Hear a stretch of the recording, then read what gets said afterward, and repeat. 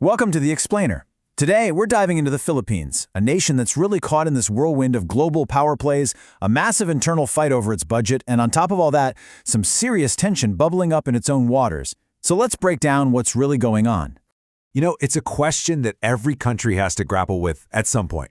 But for the Philippines right now, a U.S. military operation happening thousands of miles away in Venezuela is somehow causing these deep political fractures right there at home.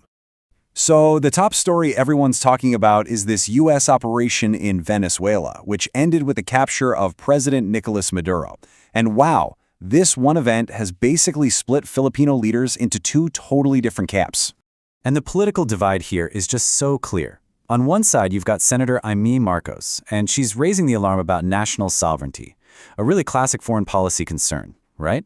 But then on the other side, you have the Maccabean bloc, and they are pushing hard for a full-on condemnation of what they're calling U.S. aggression. Two completely different reads on the same situation. But, while the politicians are all debating and trading barbs, the official government line is way more cautious. The Department of Foreign Affairs is basically just playing it cool, saying, hey, let's monitor the situation, everyone just show some restraint. They're taking a real wait-and-see approach for now.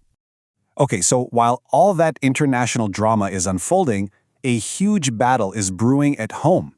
And this one affects every single Filipino. We're talking about the 2026 national budget. Tomorrow is the big day. The president is all set to sign the budget into law, and once that happens, it locks in how the country's money gets spent for the entire year. And look at that number. It's almost 6.8 trillion pesos. That is just a staggering amount of money. And remember, this isn't just some number on a spreadsheet. This is the cash that fuels everything from new roads and hospitals to schools. But here's the thing. Before the ink is even dry on the paper, watchdog groups are already sounding the alarm. They've flagged more than 600 billion pesos, a huge chunk of that budget, as being at high risk for corruption. And this isn't just some vague warning either. Nope. Groups are out there, publicly calling for the president to use his veto power on almost 319 billion pesos in specific items they've labeled as questionable. The pressure is definitely on. So we go from a fight over the nation's money to a fight for its waters.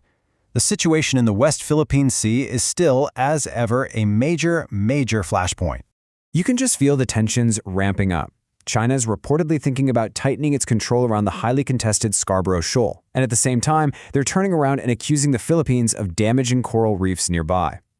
But the Philippines is absolutely pushing back.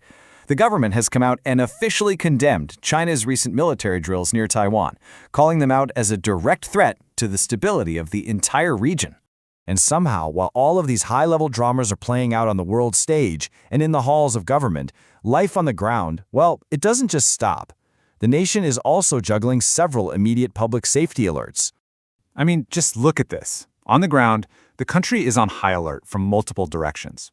You've got two different volcanoes rumbling to life. There's a massive security operation underway for a huge religious festival in Manila. And to top it all off, a major weather system is threatening to dump a ton of rain. It's just a snapshot of a country constantly managing this incredibly complex mix of challenges all at once. So, when you step back and you connect all these dots, you've got the crisis in Venezuela causing ripples, a massive budget fight at home, ongoing tensions at sea, and all these alerts on the ground, it paints a picture of a nation under just immense pressure from all sides. And that leaves us with the real question. Which one of these challenges is going to be the one that truly defines the Philippines' path forward?